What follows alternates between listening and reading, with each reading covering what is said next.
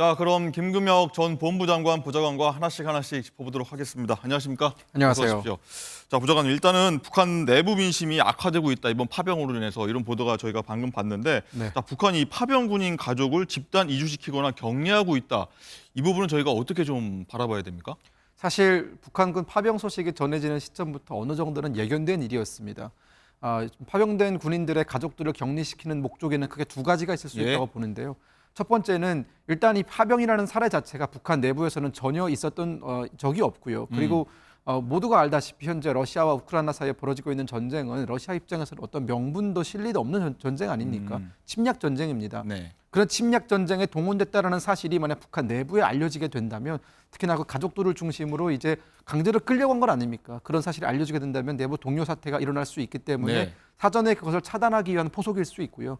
두 번째는 또 역으로 생각을 하면 현재 파병 나간 군인들은 가장 두려움에 떨고 있을 병사들입니다. 어떤 실전 경험도 없이 지금 당장 그 최전선에 배치됐는데, 혹시 이들이 탈영을 할까 봐, 탈영을 하지 못하도록 어떤 이들의 심리 상태를 붙잡아두는 목적에서 그들의 가족들을 모두 강제 수용을 하게 되면 뭐 인질이나 뭐 볼모 형식으로 잡고 네, 있다. 이렇게 그렇습니다. 파악돼야 됩니까? 그런 메시지가 갈 수 있는 거죠. 뭐 탈영을 하게 되면은 지금 가족들이 우리 통제하에 있는데 가족에게 영향이 갈 것이다라는 메시지를 직접적으로 병사들한테 전해주는 거라고 저희가 볼 수 있습니다. 그렇군요.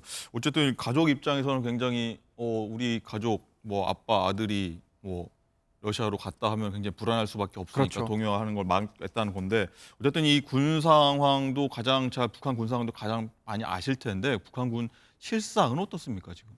현재 북한군 실상은 뭐 우리 시청자분들께서 다 예상하시다시피 매우 열악합니다.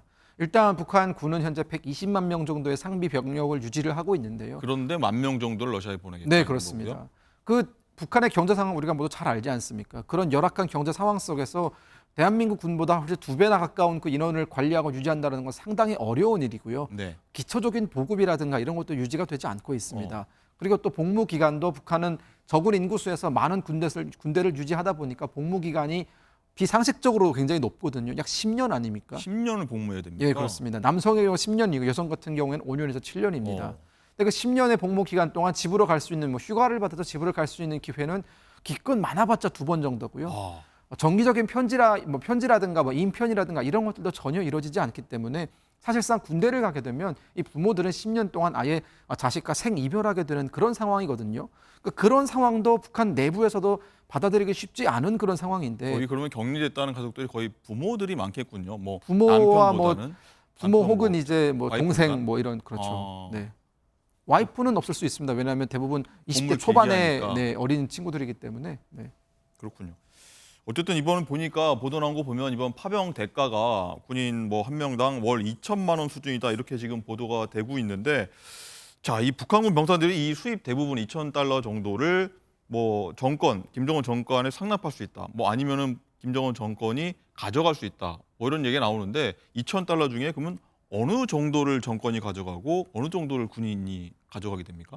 현재 보도되고 있는 2,000달러라는 기준은요, 현재 러시아군에 편입되어서 싸우고 있는 외국 용병들이 받아가는 금액과 비슷합니다. 상당한 수준의 액수네요. 네, 그렇습니다. 그리고 또 북한 해외 노동자들이 평균적으로 벌어들이는 월급이 약 500에서 600달러 정도인데 지금 이들은 지금 2,000달러를 벌어들인다는 거 아닙니까? 네. 그러다 보니까 표면적으로 봤을 때는 북한 병사들도 이 기회에 돈을 버는 것 아니냐라고 생각을 하실 수도 있습니다. 하지만 우리가 본질을 조금 더 들여다보면은요, 이 계약이라는 것은 이 북한 병사와 러시아 군 사이에 맺어진 그런 개개인 간의 계약이 아니라 북한 군과 러시아 군 사이에 맺어진 계약입니다. 그러다 보니까 북한 병사들은 본인한테 차려지는 월급은 2,000달러일지 모르겠지만 그것을 전체 다 가져갈 수는 결코 없는 구조고요. 아마 추측컨대 90% 이상을 북한 당국이 가져가고 9대1이다. 나머지 부분에 대해서는 좀 병사들이 가져갈 가능성이 높습니다.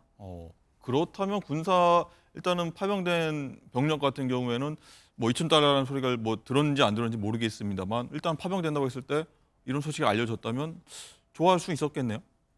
사실 2,000달러를 본인들이 다 가져간다라고 하면은 자원해서 입대하는 사람들도 분명히 있을 수 있다고 생각이 드는데요. 예. 역으로 본인이 파병됐는데 본인이 얼마 받는지도 모르고 본인은 원래 2,000달러를 받아야 되지만 그의 10분의 1 혹은 뭐 9분의 1 수준만 받는다라고 알려진다면 오히려 동료가 더 크지 않을까라는 생각도 듭니다. 오히려 뭐 돈도 못 받고 결국 내가 사지에 몰리는 거 아니야 이런 생각을 할 수 있겠네요. 그렇죠. 이런 명분도 없고 실리도 없는 전쟁에 참여할 때 결국 동기가 되는 것은 돈 아니겠습니까? 하지만 그런 마지막 동기부여가 될 수 있는 돈마저도 북한 당국이 다 가져간다면 나는 이 전장에 왜 싸우러 왔는지, 왜 목숨을 바쳐야 되는지, 무엇으로부터 동기를 찾아야 되는지 전혀 북한 병사들은 당황할 수밖에 없다라는 것이죠. 그렇군요.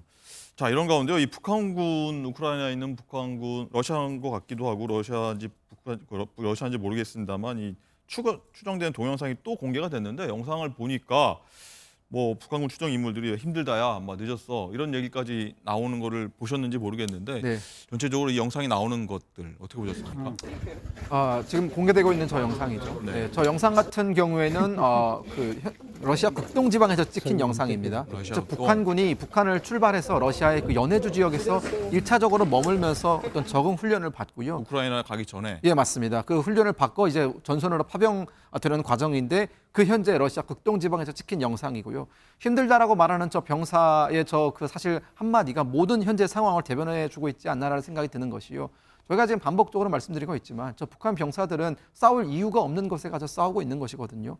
게다가 보급도 제대로 잘 진행되지 않고 또 여러 가지 날씨라든가 그런 조건이 북한과 전혀 맞지 않습니다. 그리고 또한 지금 현재 저 병사들은 어떻게 보면은 곧 있으면 이제는 죽음을 맞이해야 되는 그런 상황이거든요. 얼마나 심적 압박이 뭐 크겠습니까? 극단적으로 보자면요. 예, 그렇습니다. 그러다 보니까 어떤 그런 상황을 표현하는 것이 결국 힘들다라는 표현이 자동으로 나오지 않았을까라는 생각도 좀 네. 듭니다. 자, 그리고 북한군 장병 18명이 뭐 이탈했다가 붙잡혔다 이런 보도도 나오고 있는데 예.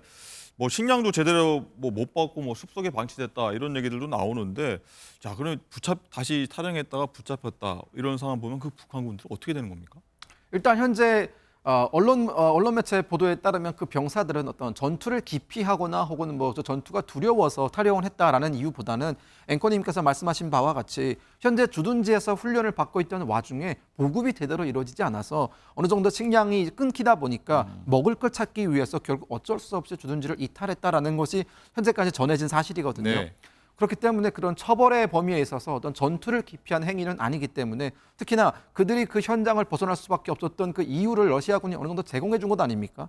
그렇기 때문에 어떤 심한 처벌은 하지 못할 것이다. 만약 심하게 처벌할 경우 그 상황을 목격한 다른 북한 병사들도 분명히 동요할 것이고요. 네. 그렇기 때문에 어느 정도 그 처벌의 수위는 조금 약하지 않을까라는 생각도 들고요. 그렇군요. 네, 처벌을 하지 말았으면 좋겠습니다. 러시아군이. 네. 알겠습니다.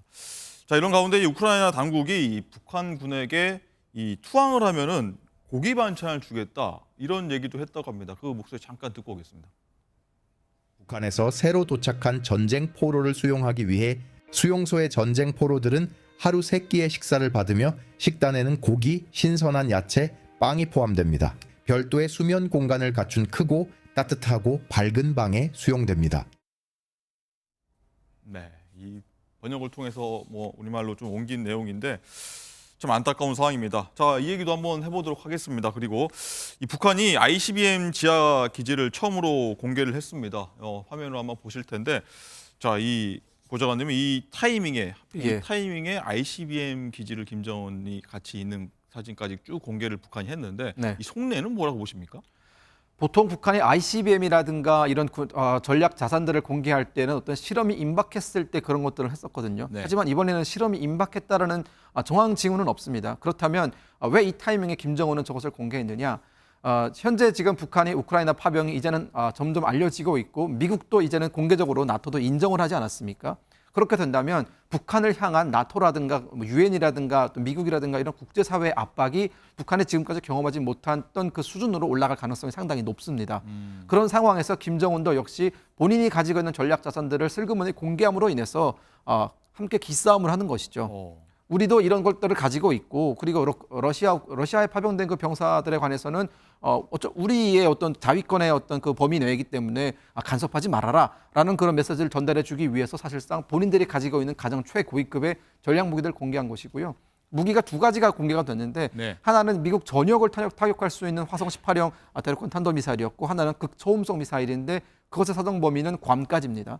즉 한반도에 어떤 유사한 상황이 발생했을 때 들어올 수 있는 증파돼서 올 수 있는 미군을 차단할 수 있는 무기거든요. 즉 미국을 겨냥해서 어떤 기싸움 내지는 우리도 이런 것들이 잘 준비되어 있으니 함부로 뭐 어쩌지 말아라라는 그런 메시지를 전달했다고 봐야 합니다. 네. 자, 마지막으로요. 이 얘기 한번 해보도록 하겠습니다. 조금 전에 들어온 속보인데 북한이 날린 이 쓰레기 풍선이 대통령실 청사에 떨어진 걸로 지금 확인이 되고 있는데 이 내용을 보니까 윤 대통령과 김건희 여사 비난하는 전단까지 들어있다고 합니다. 굉장히 이런 시점에 긴장 관계 시점에 굉장히 수위가 굉장히 높은 것 같아요. 어떻게 바라봐야 됩니까? 네, 북한이 의도한 바는 굉장히 명확합니다. 사실 요즘 북한이 여러 가지 이상한 일들을 많이 벌이고 있지 않습니까? 또 이번에 우크라이나 파병 관련해서도 우리 한국 국민들의 여론이 상당히 안 좋습니다. 북한을 바라보는 시선도 이제는 상당히 안 좋아졌고요. 과거에 비해서 북한과 조금 우호적으로 혹은 좀 친하게 지내야 되지 않느냐라는 여론도 지금 쏙 들어간 상태죠. 그런 상황에서 북한은 남남 갈등을 일으킬 목적으로, 즉 본인들한테 향하고 있는 한국 사회의 분노라든가 불만이라든가 이런 강한 여론을 좀 잠재우고 이것을 좀 갈라치기 한 목적으로 사실 현재 우리 정치권에서 논의 중인, 그리고 정치권에서 좀 논란이 되고 있는 여러 가지 이슈를 모두 넣어서 이 타겟을 좀 방향을 바꾸려고 한 그런 의도다라고 저는 보고 있습니다. 그렇군요. 혹시나 이 대통령실 청사에 떨어졌다는 게 북한이 이거 뭐 타깃으로 해서 했다고 보십니까? 뭐 우연의 일치라고 보십니까? 말씀하신 거와 정확합니다. 이제는 본인들의 어떤 그런 풍선을 날려서 본인들이 원하는 위치에 내릴 수도 있다라는 그 능력까지도 과시한 걸로 봐야 합니다. 용산 대통령실 위에 대통령과 또 우리 그 김건희 여사를 비난하는 내용의 어떤 전단물을 넣었다라는 것은 결국은 타깃이 명확하지 않습니까? 누구를 향해서 보냈다라는 것조차도 명확하기 때문에 한편으로는 본인들이 가지고 있는 뭐 이런 드론이라든가 혹은 풍선이라든가 이런 것들을 활용하는 능력이 최고점에 와 있다라는 것을 은연중에 과시하는 것이죠. 네. 정말 이 예의주시를 넘어서 이제 대책 마련이 정말 필요하겠다 이런 생각도 듭니다. 자, 오늘 말씀 여기까지 듣겠습니다. 고맙습니다. 감사합니다.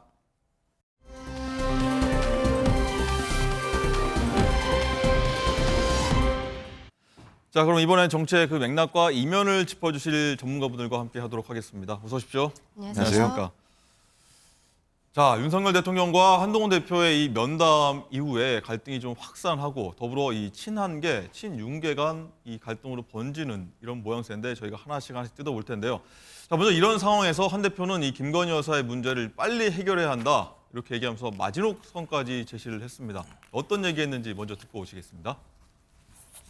범죄 혐의에 대한 재판 결과들이 11월 15일부터 나오죠. 그때 우리는 어떤 모습이어야 되겠습니까?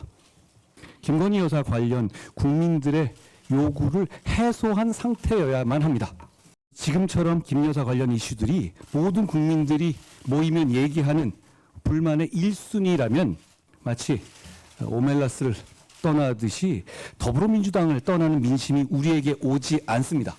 우리가 그 일을 할 수 있으려면 지금 변화하고 쇄신해야 합니다. 네.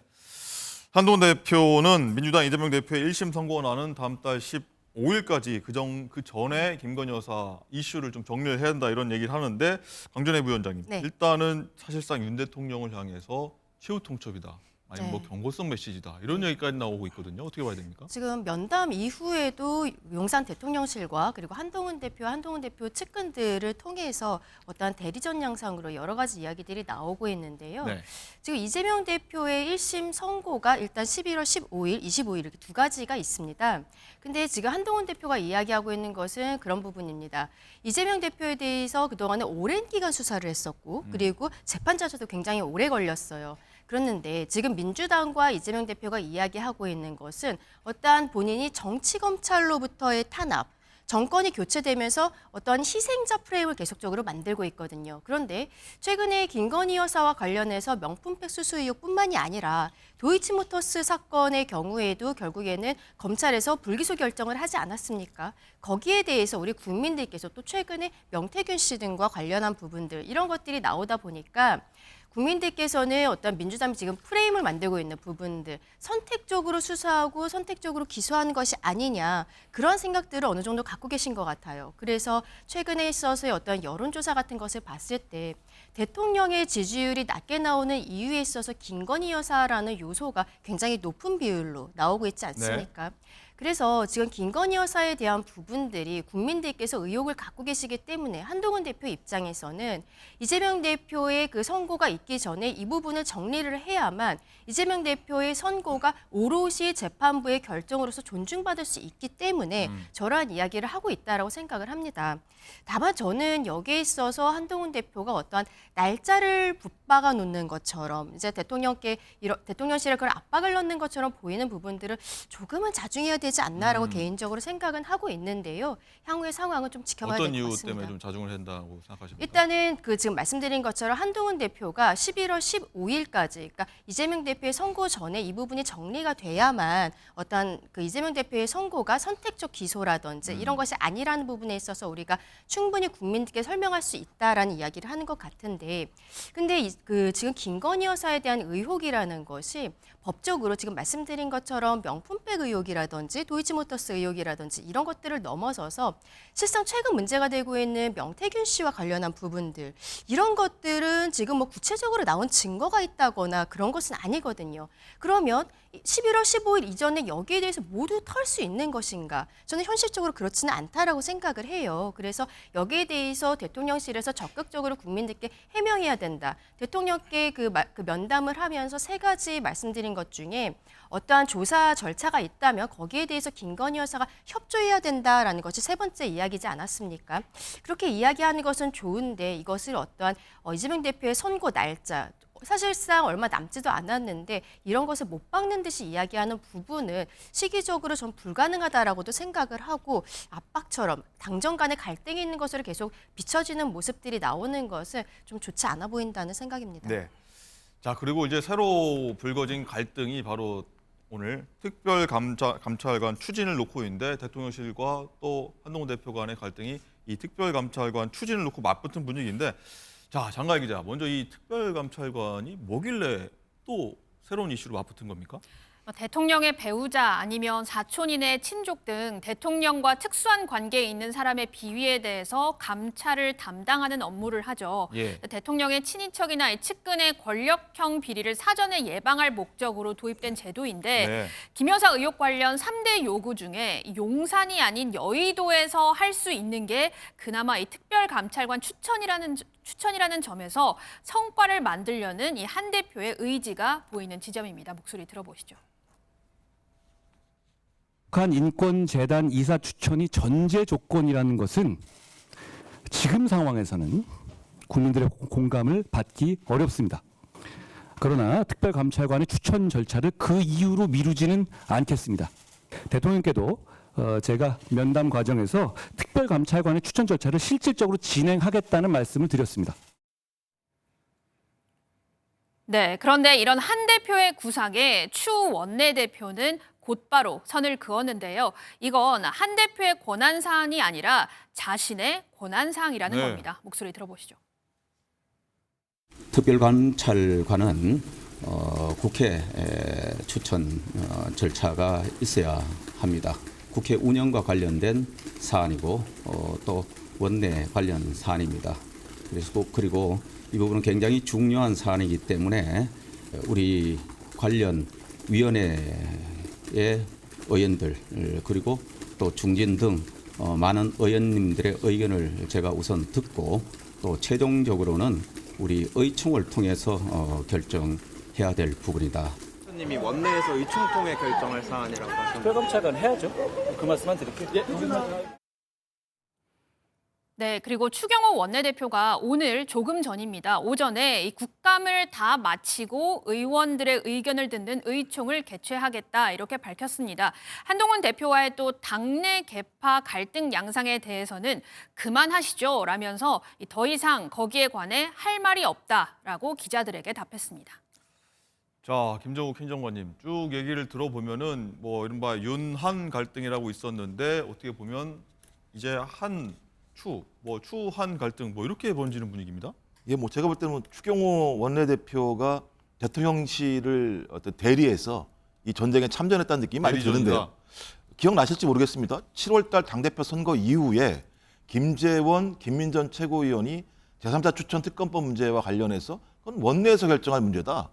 왜 원외인 당대표가 이 문제에 대해서 제기하냐라고 하면서 1라운드가 한번 벌어졌었죠. 네. 이번에 이제 특별감찰관 문제와 관련해서 이제 2라운드가 벌어진 거라는 생각이 드는데 요초는 핵심은 그런 거죠. 한동훈 당대표는 원외다. 정치 초보다. 이걸 좀 알리려고 하는 것 같아요. 하지만 당대표가 당의 중요한 의사결정을 하는 최종적 책임자이기 때문에 한동훈 당대표가 한 얘기가 맞는 거죠. 특별감찰관 제도를 도입할 것인가에 대해 최종적 결정은 뭐 의원총회에서 논의를 하든 안 하든 상관없이 좀 최고위원회에서 결정을 하면 되는 사안이라는 생각이 드는데 저는 오히려 대통령실이 추경호 원내대표를 통해서 특별감찰관 제도를 전 안 할 생각인 것 같다는 느낌이 많이 드는 거예요. 대통령실이 제기한 게 두 가지입니다. 여야가 합의해서 와라. 네. 두 번째가 당내에서 조정을 해라. 내부적인 문제는. 조정을 하라고 얘기했더니 추경호 원내대표가 이거는 당대표가 결정할 문제가 아닙니다라고 얘기를 해버렸어요. 일단 추경호 원내대표는 지난번 대통령 면담 때 한번 가서 얘기를 대통령과 나눈 바가 있죠. 이 얘기를 했는지 모르겠어요. 아니 아시죠? 이미 이 얘기를 했겠죠. 제가 왜 그러냐면 소위 면담, 차담 과정에서 한동훈 당대표가 특별감찰관에 대해서 대통령에게 제안을 했다고 얘기를 했지 않습니까? 네. 그런데 바로 즉각적으로 추경호 원내대표를 소위 약속이 잡히지도 않았었는데 갑자기 불러서 만찬 회동을 한 거 아니겠습니까? 그렇다면 이 얘기가 오가지 않았을 거라고 생각이 들지 않는 것이고 이 얘기가 오갔는데 추경호 원내대표가 저런 얘기를 한다면 저건 추경호 원내대표 개인적인 생각이라기보다는 대통령의 의중이 실려 있다라고 볼 수밖에 없다. 그렇다면 대통령의 의중이 실려 있다라고 저희가 그걸 추정한다면 저는 대통령은 특별감찰관을 수용할 생각이 없다라고 이해할 수밖에 없는 상황인 거죠. 저는 그래서 빨리 좀 국민의힘 내부에서 입장을 정리했으면 좋겠습니다. 입장을 정리하지 않으면서 소위 계속 차일피일 미룬다면 저는 대통령실과 대통령은 대통령 부인을 지키기 위해서 본인이 스스로 얘기했던 특별감찰관도 도입하지 않으려고 한다라는 비판을 받을 수밖에 없기 때문에 네. 좀 이른 시일 내에 결정을 했으면 좋겠다 이런 생각이 듭니다. 네, 당정 갈등 이제 당내 갈등으로 좀 번지는 분위기. 그러니까 애초에 원내 당 대표에 대한 어떤 한계를 뭐 우려한 지적이 있었는데 벌써 두 번째가 나왔다는 설명이신데 그런데 조금 전입니다. 추경호 원내대표의 이런 반발에 한동훈 대표가 이 당 대표는 원내 대표의 위에 있다 이런 취지의 얘기를 뭐랄까요 서열을 정리한 듯한 발언을 했는데 그 목소리 한번 듣고 오시죠. 특별감찰관 추천 진행합시다. 참고로 당대표 임무 관련해서 제가 오해가 없도록 한 말씀 드립니다. 당대표는 법적 대외적으로 당을 대표하고 당무를 통할합니다. 당연한 말이지만 원내든 원외든 당 전체의 업무를 총괄하는 임무를 당대표가 수행하는 것이죠. 당 전체를 총괄하는 사람을 뽑는 것이기 때문에 당대표를 뽑는 전국 규모 선거를 하는 것이기도 하죠. 네, 이 당대표, 원내대표 어떤 전면적 양상, 그 전에 보지 못한 모습인 것 같은데, 좀 심리적 분당이 사태다, 이런 얘기까지 나오고 있는데, 오늘 보니까 친윤계 의원이 한 30-40명, 친한계 의원은 30명 정도다, 이런 보도까지 나오고 있어서 분위기가 심상치 않은데, 어디까지 가는 겁니까? 일단 특별감찰관 같은 경우에는요. 특별감찰관 법이라는 것이 있습니다. 여기에서 어떻게 진행이 되는지를 보면은 국회에서 3명을 추천을 하고 그리고 3일 안에 대통령은 임명하여야 한다라고 되어 있어요. 예. 그렇다면 국회에서 추천을 하는 것에 있어서 지금 추경호 원내대표는 이게 국회 추천이기 때문에 원내를 담당하고 있는 원내대표, 나와 지금 원내에 있는 의원들의 몫이다라고 이야기를 하는 네. 거예요. 그렇기 때문에 의총을 하겠다라는 이야기를 지금 하고 있는 것이죠. 그런데 지금 그 한동훈 대표 같은 경우에는 본인은 당무를 총괄하고 있기 때문에 원내, 원외를 전부 총괄하고 있다는 것입니다. 그렇다면 저는 한동훈 대표가 조금 아까 우리 영상으로 본 이야기는 그건 것 같아요. 원내 의원들의 의견뿐만이 아니라 본인이 이번 재보궐선거 과정에 있어서 네. 국민들의 목소리를 들었다라고 이야기하고 있지 않습니까? 그리고 마지막에 선거 캠페인 과정에서 김건희 여사와 대통령실 그리고 당의 쇄신에 대한 이야기들을 굉장히 강하게 했단 말이죠. 그리고 그것이 특히 부산 금정구청장 선거에 있어서 22%라는 굉장히 큰 그 표차로서 승리한 것에 있어서 굉장히 도움이 됐다고 판단을 하고 그 부분을 더 드라이브를 걸고 있는 것으로 보입니다. 네. 그렇다면 그렇다면은 지금 추경호 원내대표가 이야기하고 있는 이번 금요일까지 있는 국감 이후에 의총을 하겠다라고 했을 때 네. 의총에서 나온 결과에 대해서 한동훈 대표는 조금 다르게 볼 수도 있다. 이것은 오히려 당 전체적으로 우리 당원들의 의견도 들어봐야 된다는 이야기를 하면서 좀 정말 전면전 양상으로 갈 수도 있을 것 같다는 좀 우려가 있는데요. 이러한 부분에 있어서는 앞서 김종욱 행정관님 말씀해 주신 것처럼 실상 추경호 원내대표가 이야기하는 것은 대통령실의 의견은 약간 대리전으로 하고 있다라고 저도 개인적으로 생각을 합니다. 예. 이 부분에 있어서 좀 더 한동훈 대표와 대통령실 간의 가교 역할을 해주는 정무적인 부분들이 보강이 되어야 되지 않을까라고 생각합니다. 예.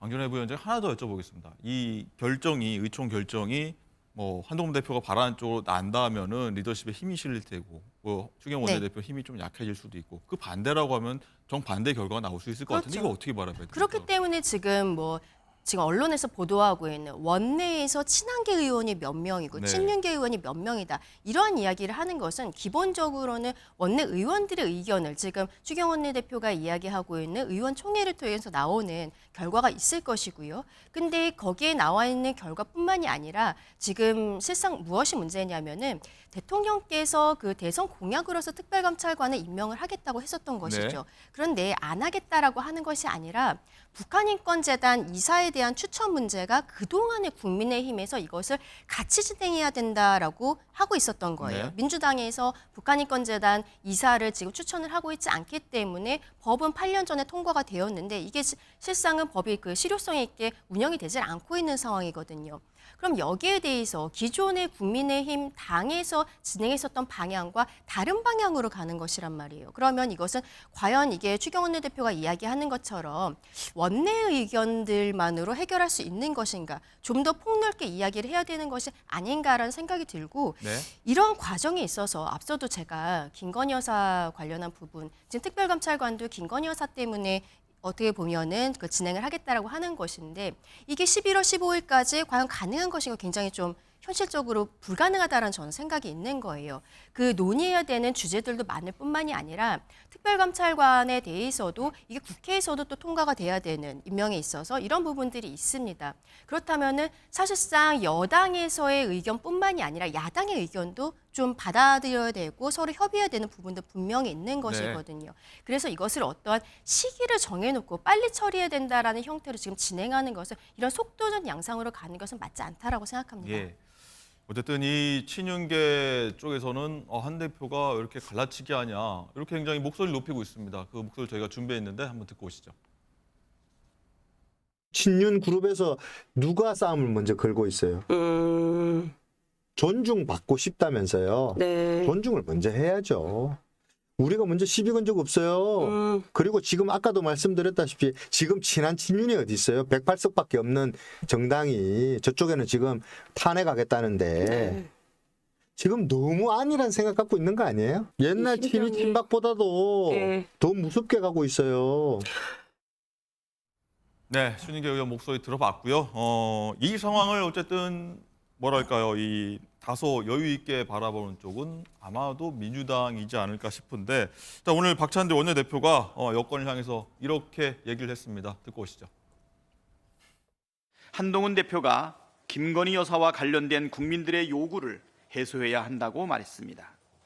범죄 의혹이 태산처럼 쌓여 있으니 수사를 받고 진실을 밝히고 잘못이 있으면 합당한 처벌을 받으라는 것이 국민의 요구입니다. 적당히 사과하고 적당히 활동 자제하고 적당히 인적 쇄신하고 적당히 특별감찰관 임명하고 해서 해결하라고 요구하는 것이 아닙니다. 자, 김종욱 행정관님. 자, 보면은 야당에서 한동훈 대표 더 하세요 약간 부추기는 모습으로 좀 비춰지긴 하거든요. 좀 억울합니다.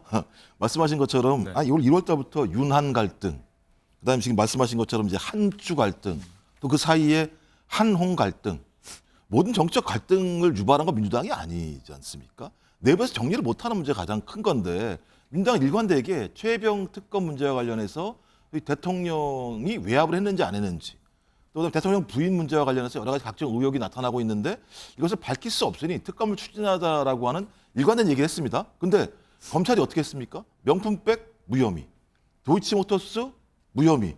수사할 방법이 없죠. 남아있는 게 공수처입니다. 공수처 수사사부가 이런 사건들을 배당받았는데 여기에 대해서 연임 결정이 내려서 왔는데 대통령이 지금 2달째 결재를 안 해요. 이틀밖에 안 남았습니다. 그러니까 검찰도 수사를 못하고 공수처도 수사를 못하면 남아있는 건 특검밖에 없는데 특검은 받을 수 없다고 얘기를 하고 있고 지금 특별감찰관만 얘기하는데요. 특별감찰관을 언제 임명할지도 모르겠습니다만 감찰관을 임명해봤자 미래의 일입니다. 미래에 이런 일이 벌어지지 않도록 하는 거거든요. 그럼 과거의 얘기는 덮고 가자는 얘기입니까?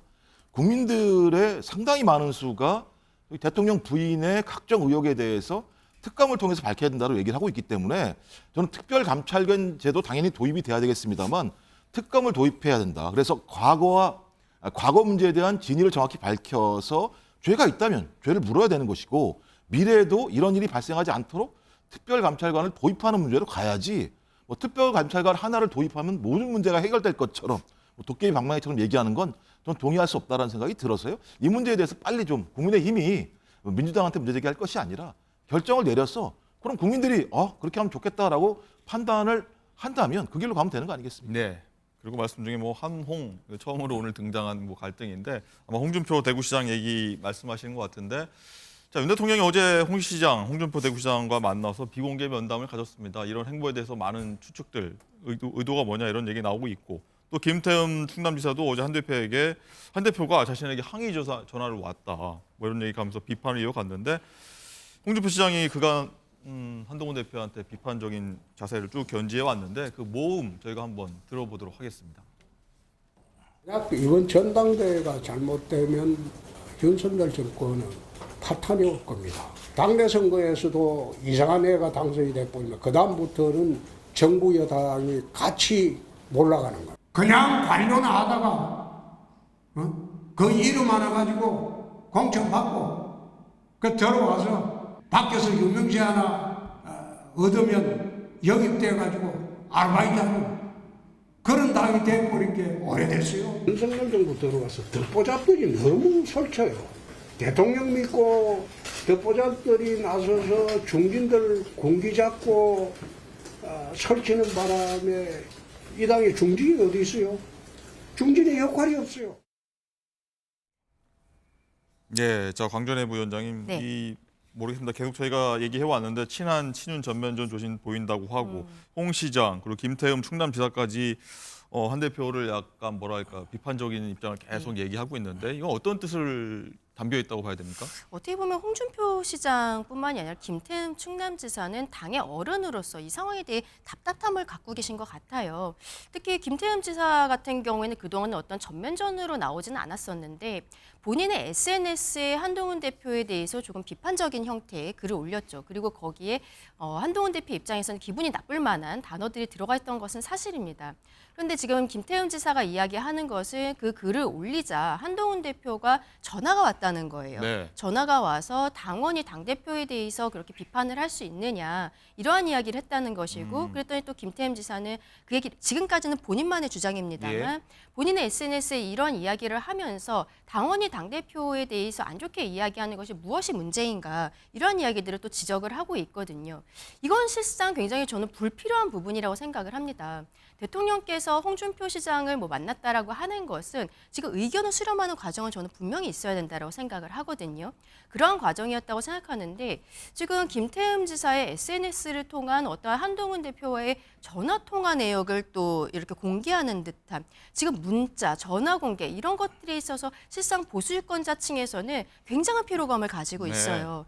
이러한 불필요한 오해와 억측 같은 것이 나오지 않도록 좀 저는 이 부분에 있어서 어떤 서로 간의 의견이 다를 수 있잖아요. 이거를 조율하는 과정에 있어서 조금 더 매끄럽게 한동훈 대표보다는 좀 더 공식적인 당의 다른 루트를 통해서 정리를 하는 것이 맞지 않나라고 생각합니다. 네. 자 이런 상황에서요 어제 또 묘한 상황이 연출이 하나 됐습니다. 당 정이 약간 얼굴 붉히는 모습을 뉘앙스를 보였다면은 한 대표와 이재명 대표가 어제 한 행사에서 만났는데 자 장관 기자 여기서는 뭐 서로 간에 웃는 모습, 화기애애한 모습이 연출됐다 하더라고요. 그렇습니다. 어제 나온 기사들을 한번 쭉 살펴보니까요. 한동훈과 마주보며 웃음꽃 이런 제목도 있더라고요. 그 정도로 어제 열린 한 언론사 포럼에서 이 서로 웃으면서 악수하는 모습이 포착이 됐습니다. 네, 화면 보는 대로네요. 네, 이재명 대표는 지난 월요일에 이 윤석열 대통령과 한동훈 대표의 만남이 있던 날 그 오전에 기회가 되면 야당 대표와도 한번 만나기를 기대한다라고 얘기를 했고 한동훈 대표가 바로 화답을 했었죠. 자, 어제 이재명 대표가 행사장을 떠나면서 기자들에게 한동훈 대표와 언제 만날지 조율하고 있다라고 답했습니다. 자, 조만간 회담이 또 이루어진다면 9월에 이은 두 번째 양자 회담이 됩니다. 네, 자 김종욱 행정관님, 이 묘합니다. 이 한동훈 대표가 조금 저희가 정치 다룰 때 맨 처음 들었던 얘기가 이재명 대표 다음 달 15일 선거 이전에 뭐 김여사 문제를 정리해야 된다. 어떤 반등을 노리는 듯한 모습이었는데 이재명 대표는 뭐 당사자입니다. 재판 결과 나오면 초조할 수도 있는데 이렇게 웃는 화기애애한 모습, 이 모습은 저희가 어떻게 바라봐야 되겠습니까? 뭐 적에 적은 동지라는 참 정치라고 하는 게 참 애매모호하고 야릇한 거라는 생각이 많이 들긴 합니다만 어떤 형태로든지 민주당의 기본적인 입장은 최병의 죽음에 대한 사실규명, 그다음에 대통령 부인의 국정농단 또는 각종 의혹에 대해서 사실을 밝혀야 되는데 이 문제가 어떤 문턱에 걸려 있냐면 대통령의 거부권, 또는 108명이라고 하는 국민의힘 의원들의 재결에서의 어떤 부결을 통해서 하나도 진전이 되지 않고 있는 상황입니다. 좀 그렇다면 국민의힘 내부에서 좀 이 문제에 대해서 국민의 민심을 따르겠다라고 하는 분들이 나와서 진실을 밝혀낼 수만 있다면 저는 그런 어떤 나름대로 여야 간 협조가 필요한데 하필이면 그분이 국민의힘 당대표인 거죠. 그러면 당대표가 그런 부분과 관련해서 어떤 새로운 국민적 요구들을 반영할 수 있다면 저는 기존의 정치와는 다른 형태로 우리 정당 정치를 바라볼 수 있다는 생각이 들기 때문이라는 생각이 들고요. 그다음에 계속 11월 15일 이재명 당대표 재판 결과에 대해서 뭔가 상황의 분위기가 있을 것처럼 말씀들을 하시는데요. 그러니까 정반대로 얘기하면 만약에 무죄가 나오면 어떻게 하실 겁니까? 지금 모든 상황 자체는 유죄를 전제로 해서 얘기를 하고 있는 겁니다. 그러니까 이재명 당대표가 유죄가 될 거니까 11월 15일까지 우리는 전열을 정비하자. 전열을 정비하는 방식이 서로 다른 거죠. 한동훈 당대표가 생각하는 전열 정비와 대통령과 추경호 원내대표가 생각하는 전열 정비가 다른 겁니다만 만약에 무죄가 나올 때는 어떻게 할 겁니까? 전 그래서 이런 식의 정치는 매우 무능한 정치다. 그러니까 자기의 능력을 통해서 국민들에게 지지를 받아야지 어떤 다른 야당의 실수에 의존해서 정치를 하려고 하는 2년 동안 계속 그랬던 거 아닙니까? 저는 저런 정치로는 국민들에게 신뢰받기 어려울 거라고 생각합니다. 네, 어쨌든 뭐 이재명 대표가 이 시점에서 만나자고 한 이유 많은 분들이 궁금해할 텐데 저희가 뭐 나오는 대로 한번 더 분석해 보도록 하겠고요. 자, 오늘 말씀 일단 여기까지 듣겠습니다. 고맙습니다.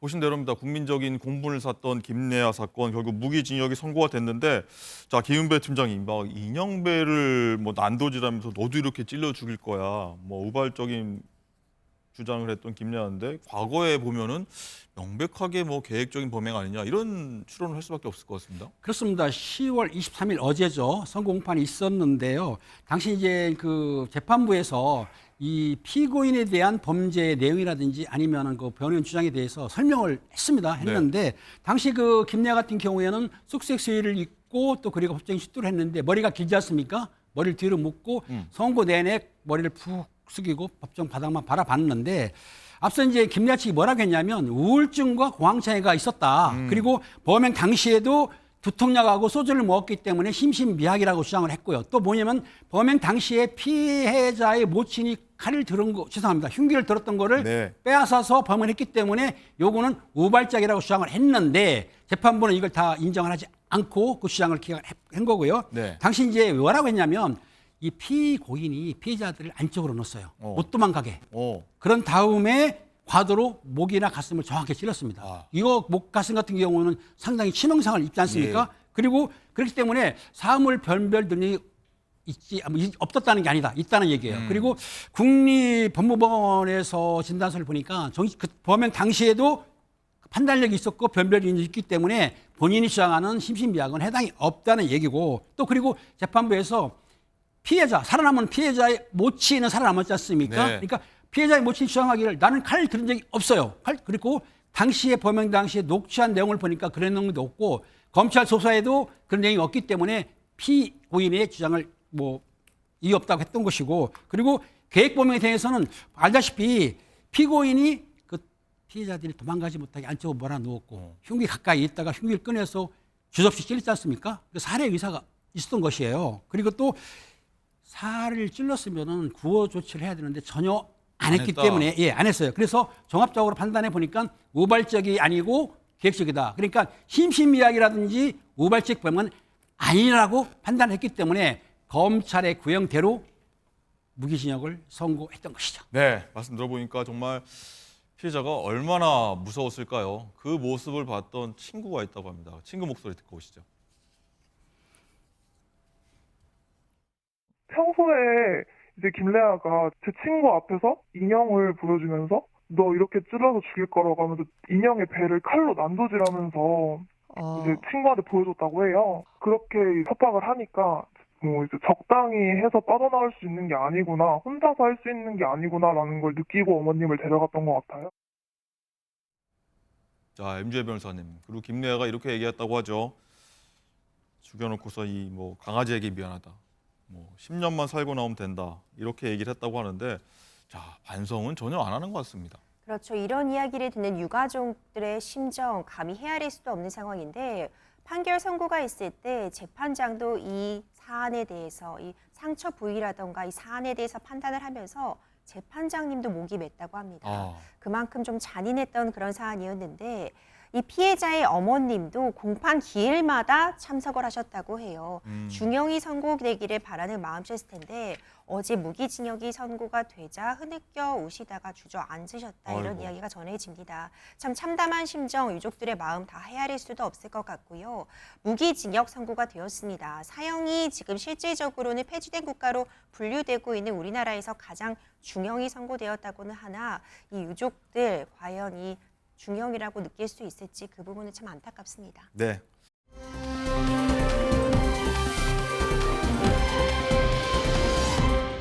라이브픽입니다. 공항에 연예인이 입국하거나 출국할 때마다 우르르 인파가 몰리면서 공항 이용하다 불편했던 분들 있으실 것 같은데요.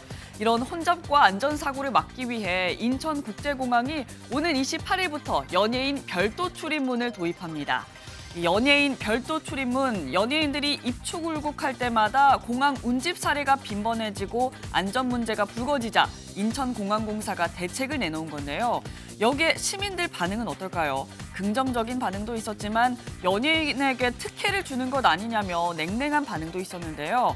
그러자 공사 측은 출입문을 새로 만드는 것이 아닌 승무원과 조종사가 통과하는 기존의 통로를 함께 사용하는 것이고, 일반 공항 이용객과 최대한 동선을 분리하고 이용객들의 편의를 보장하기 위한 것이라고 전했습니다. 세계적으로 K 콘텐츠의 인기가 높아지면서 이제는 그에 상응하는 대응책도 필요하다고 느껴지네요. 어제 서울시가 지상철도의 94%를 지하화하겠다고 밝혔습니다. 그리고 그 부지에는 제2의 연트럴파크 같은 대규모 녹지를 조성할 거라고요. 서울시가 시내 지상철도 전역에 해당하는 68km의 선로를 지하화하는 계획을 공개했습니다. 그리고 그 자리엔 공원과 사무공간, 문화시설을 개발할 예정이라는데요. 오세훈 서울시장의 선거 공약이기도 했던 이번 계획, 오 시장은 과거 지상철도는 생활권을 단절시키고 주변 지역을 쇠퇴하게 했다며 소음과 진동 문제로 주거지 기능이 제한되는 등 삶의 질을 저해하는 공간이기도 했다고 지적했습니다. 예상되는 사업비는 총 25조 6천억 원. 하지만 서울시는 지상공간 개발 이익만 31조 원에 달해 충당이 가능하다고 전하고 있습니다. 만약 국토부에서 최종 선정한다면 2028년부터 공사에 들어갈 거라고 하네요.